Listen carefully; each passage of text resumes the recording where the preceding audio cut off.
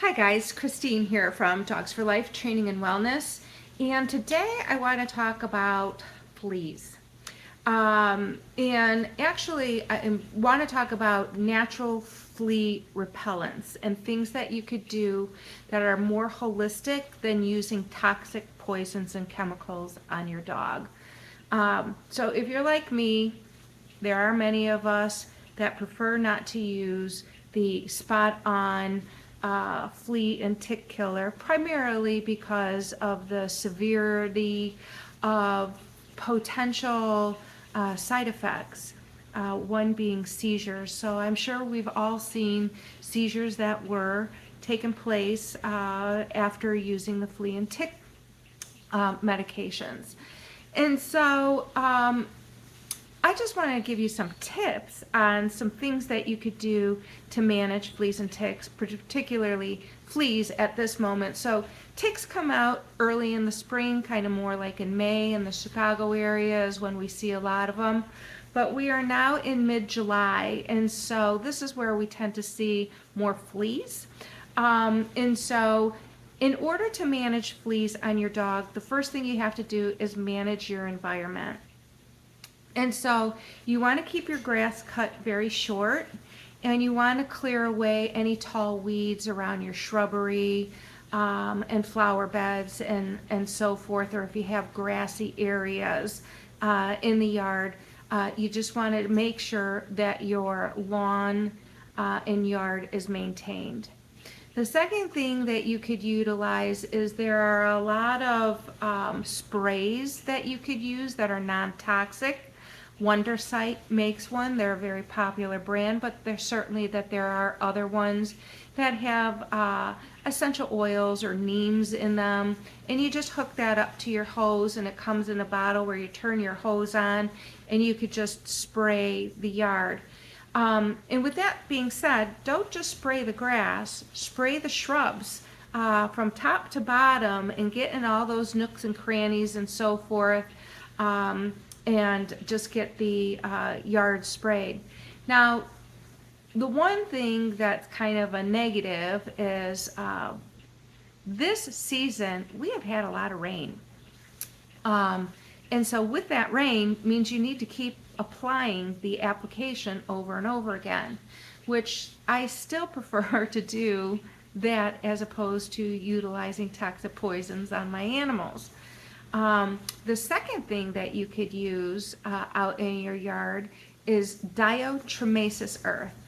And you want to get the food grade diatomaceous earth and not the pool grade. So a lot of times they use diatomaceous earth in the filtration systems of pool, which can be a little bit more toxic for dogs as opposed to the food grade, which means obviously your dog can lick it or get it on them and they'll be okay. And that's the name of the game. And so what I do with the diatomaceous earth is it comes in a powder form. Make sure you use a mask on your face to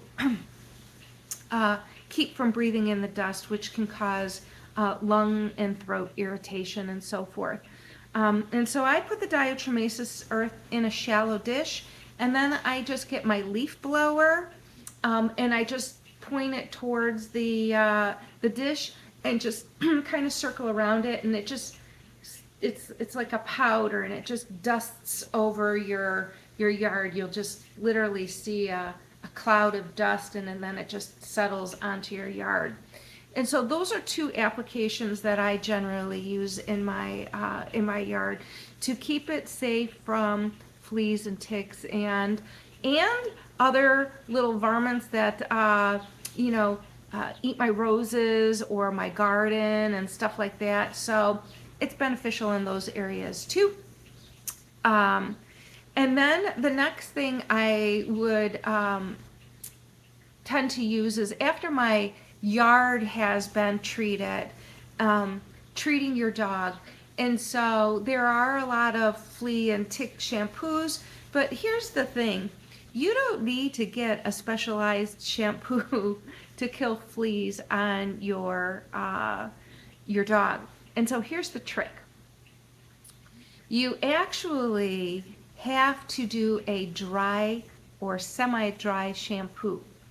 And so I wash my dogs outside. So on my hose sprayer, they have something that's called mist.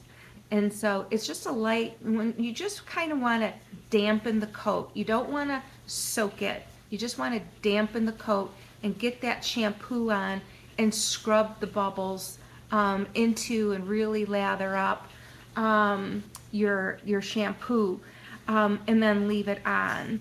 And so why just shampooing your dog, uh, just wetting them down, is because when you lather up your dog's shampoo, fleas actually get into the air bubble pockets, and they can sit in that air bubble pocket, and when the air bubble pocket pops, then the flea is back onto your dog. So that's why you want to do a fine mist, because you want a dry shampoo, and although it will lather, you're not saturating, creating those water pockets. And so just suds them up and then leave it on your dog for about 5 minutes. And so I have some bigger dogs, so I start at the head, and I work my way down to the tail, and then just kind of leave it on for a few minutes, and then I can turn the hose nozzle to the shower part and just rinse it off. And you can literally see the dead fleas, in your dog's coat, if your dog actually has fleas. And so that's a trick that I learned. The other thing that you could do is modify their diet a little bit, modifying their diet by adding garlic. And so a lot of people are going to say garlic is toxic for dogs, but there are studies out there, and there are a lot of people, including myself, that have been using garlic in my dog's diet for years. And so I think the toxicity has to be like a certain amount, and it's a gross amount, like, eating cloves and cloves of it, which is not what we're doing. You're just going to break off. So what we want to do is, if you start in the early spring, you want to do a build-up, because you start getting the smell that actually kind of comes through the pores, and that in itself is the deterrent for fleas and ticks to go onto your dog. Keeping in mind that parasites are attracted to weakened dogs. And so, in other words, like, I have 3 dogs, and there's one dog that I tend to have more parasite issues with, and he's an older dog. And so building your dog's immune system is going to be a key component, making sure that they're very healthy. And so you could do that with different mushroom blends. And so mushrooms are great for the immune system. Getting your dog off of a dry processed commercial food onto a fresh diet is going to be a huge factor in helping to boost the immune system.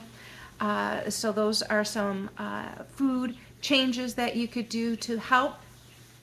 And then last and final is the internal of the house. If you see a flea in the house, don't freak out. And go get those bombs and bomb your whole entire house and stuff like that. And so once your yard is treated, your dogs have been treated, you do need to move to the inside of the house.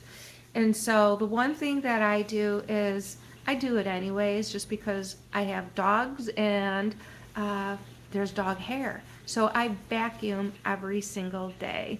Make sure that you have stripped your dog's bedding, wash them really good, and then I utilize the diatomaceous earth.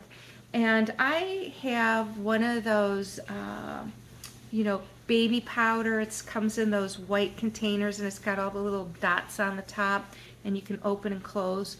And so I fill my diatomaceous earth inside of that, and then open the sifter, and then you could just puff it onto your dog's beds, in their kennels, in the areas they lay. If you have carpet, which I do not. I should say I have one room with carpet, so I minimize my dog's exposure in that particular room, but I do still vacuum it frequently, and then I just puff the diatomaceous on them. As a deterrent that I left off, after you wash your dogs with the shampoo, is afterwards you can utilize, and you don't have to buy something, you can make it yourself utilizing essential oils. You could use cedar, you can use like a cedar essential oil. You can use neem oil. You can use a combination of multiples. So there certainly are recipes that you can find online on making your own flea and tick spray. And so you can make it your own and just put it in a spritz bottle. And so you want to make sure that you're spritzing your dog every time you're letting them outside. I also, after I bathe them and then vacuum the house and then put the diatomaceous down in the areas that they lay, I do a little dusting around their collar and a little bit on their coat, and just to kind of brush it in a little bit. And so anyways, these are some natural and a more holistic approach to managing fleas on your dog through the summer months. And so again, don't get all freaked out because you see a flea in your house or something like that. It doesn't mean you're infested, but it is something that you need to stay on top of. And so again, managing your yard, getting your dog bathed, managing the area within the house, and then utilizing, the diatomaceous earth. And so those are some key components for you. And you guys have a great day, and we'll be talking to you soon. Thanks. Bye.